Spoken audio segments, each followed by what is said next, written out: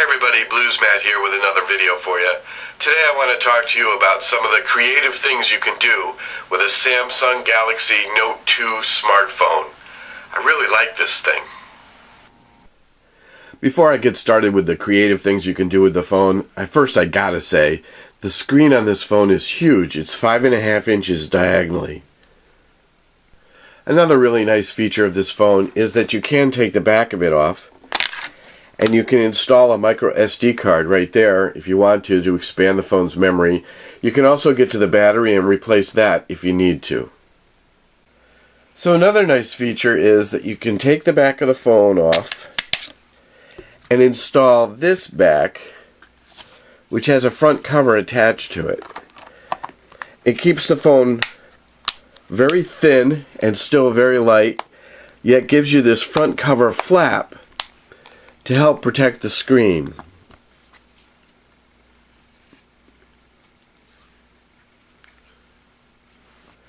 Okay, so now on to the creative aspects of using the phone.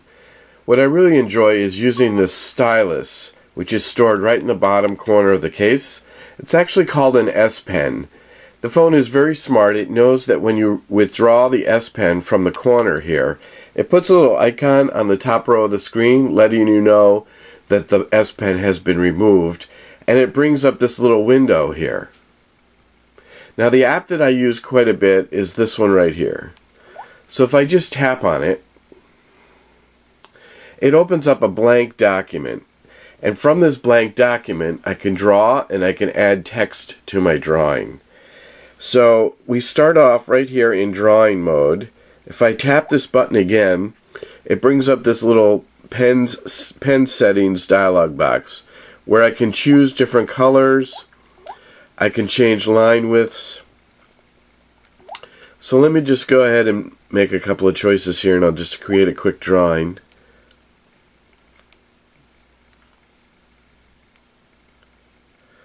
Okay, so there's my house. When I want to add text to it, I just click on the text mode button right here. And my insertion point for my text starts off right on the top row. So now I can just swipe in some text.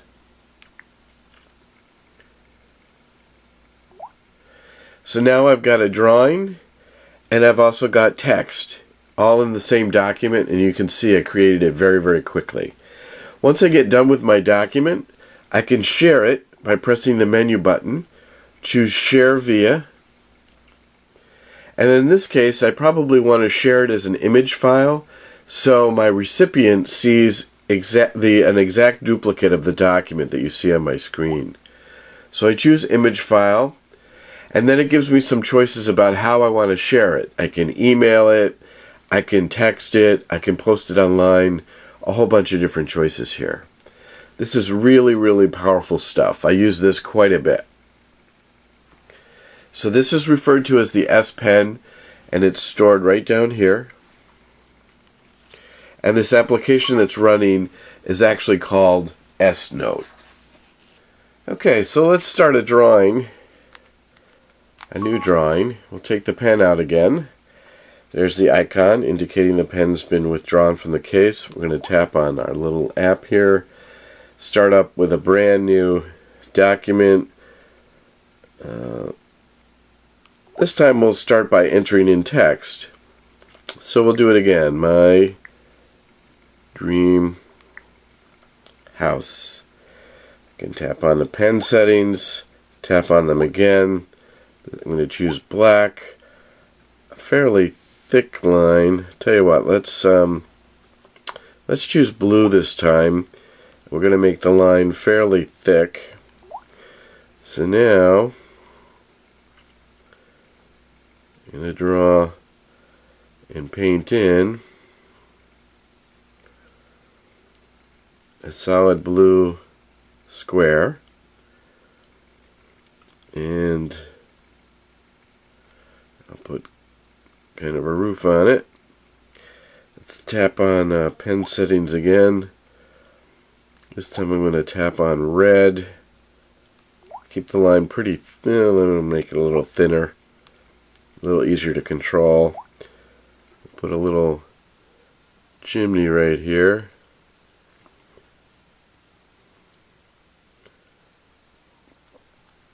Go back to pen settings, black, let's go dark gray, a little bit thinner line. Put in my front door. I'm going to put kind of a dividing line between the house and the roof. And let's go back and let's do yellow.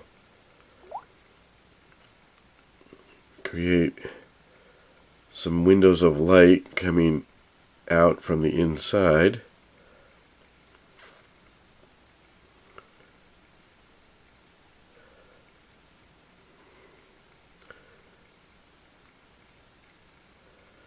So you can see I'm just layering one color on top of another, and I can do that over and over and over again until I get this to look the way I want. Let's go back to pen settings, and we'll do that. Make it thinner still.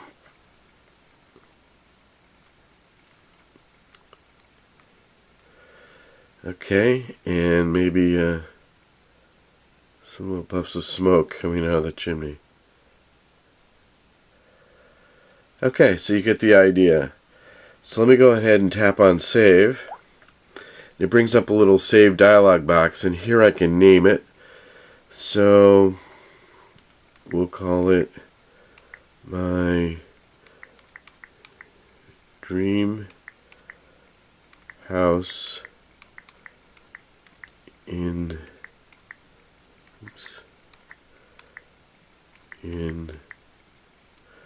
blue. Alright, so there's my document. Now you may have noticed also that the pen, even though it's not touching the glass, it kind of hovers and the phone knows that the tip is there. So when I hover right over the pen settings or the drawing mode button, it brings up a little box that says drawing mode. The pen's not actually touching the screen. Same thing with text mode. And this button I'm going to talk about in 1 second is the productivity tool. So there's another interesting menu underneath there. Okay, so here's my drawing. I can choose to add another page if I like by hitting the Add Page button, which is right down here. I'm going to choose a plain page type, and here I have another blank page that I can draw with or draw on. I can add some text, whatever I like, just as I did before. Okay, I can move back and forth between the two pages with the previous and next button. And again, if I just hover the pen tip right over the button, it pops up a little message that tells me what that button does. Okay, if I start off with a new document, nothing on it, I can tap on the Productivity Tools menu right there. And if I tap on it again, it shows me what my choices are. What I want to show you is a function called Shape Match. So we're going to tap on this one. And again, the Productivity Tools menu is highlighted, and actually Shape Tools is selected underneath there. So now if I go ahead and draw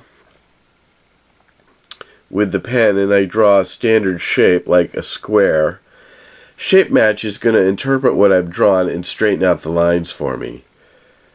It works with circles, it works with triangles, and so on. And of course you can draw in other colors.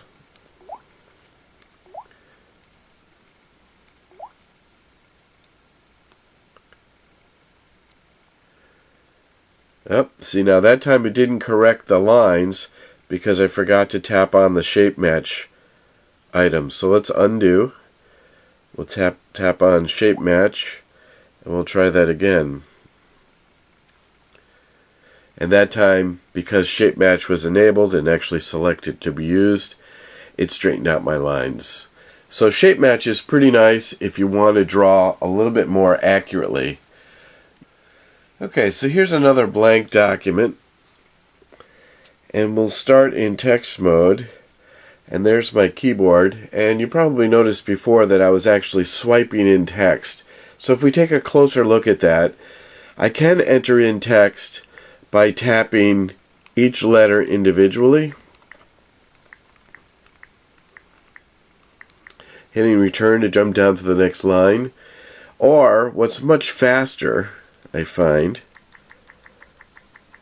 is that you can swipe. So you put the pen tip down on the first letter that you want to enter, and then draw a line to the next letter, and then to the next letter and the next letter, and so on. When you've finished spelling out the word you're trying to enter, pick the pen up, and the phone looks at all the letters that you selected and creates the word.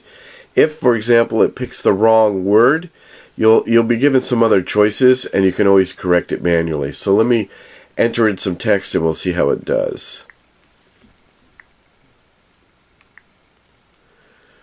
So it was pretty good. It understood that I was trying to spell my dream house. Now let's try something else. Okay, so I was trying to swipe in the word swiping, so let me try it one more time. Okay, so it thought I was trying to enter in the word sweeping because I did go through the letter E. But it does put down some other choices here. Swiping's one of them. That's what I was actually going for. Sweeping is what it thought I was trying to do. Swooping is another choice. And if I hit this down arrow button, it gives me some other choices that it suggests that maybe that's what I was trying to enter. So to choose swiping, I can just select it from here. Notice there's no space behind the G, but watch what happens when I swipe in the next word. So I just swiped in the word is, and it automatically inserted a space right there. So let me go ahead and finish this thought here.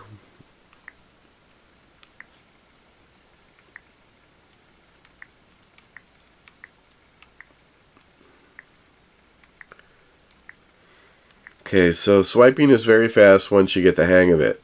So I think you'll agree that swiping that in was much faster than going ahead and hitting each individual key to spell out the words. So another nice feature about this phone, and allows you to do some really creative things, is when you use the camera. So when you use the camera, you can take still pictures using the camera that is facing away, and there are a number of settings. So there's a whole bunch of things to choose from. You can shoot single shots, you can do burst modes, there's all kinds of effects. You can change the exposure value, on and on and on. So there's lots of different things you can play with here to experiment and be creative when you're taking still pictures. There's also some effects that you can add right to your photos as you're taking them. So there's some choices here. And there's also a bunch of different shooting modes. So it does a lot of different things, including HDR and low light. I've used that on occasion, and that really helps quite a bit. You can control the flash.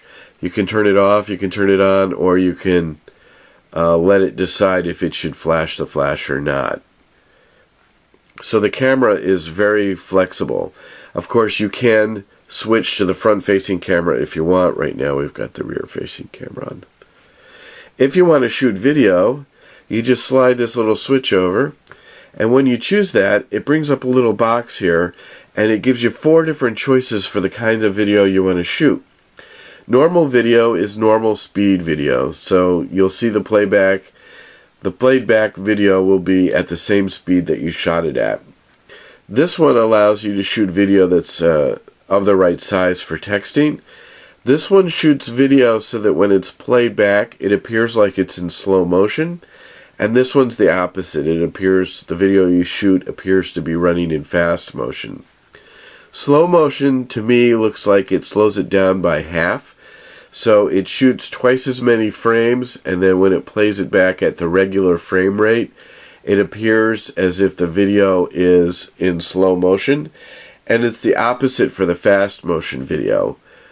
where it must shoot every other frame and makes the video appear like it's much faster. Let me jump into the gallery, and I did have a couple of quick videos.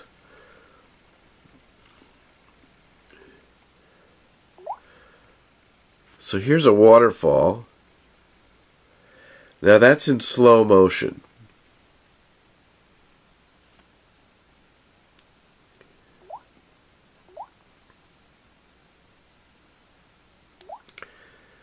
Here's the same waterfall, and that's normal.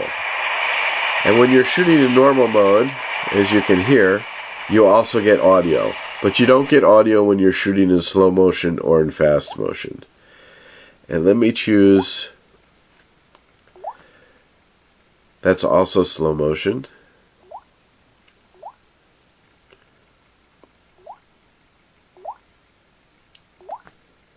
And that's fast motion. So I hope you could see the difference here. It's a really nice feature to be able to play with when you're shooting video. So that's it. I hope you enjoyed my video on some of the creative things you can do with a Samsung Galaxy Note 2 smartphone. This is Blues Matt. Thanks for watching.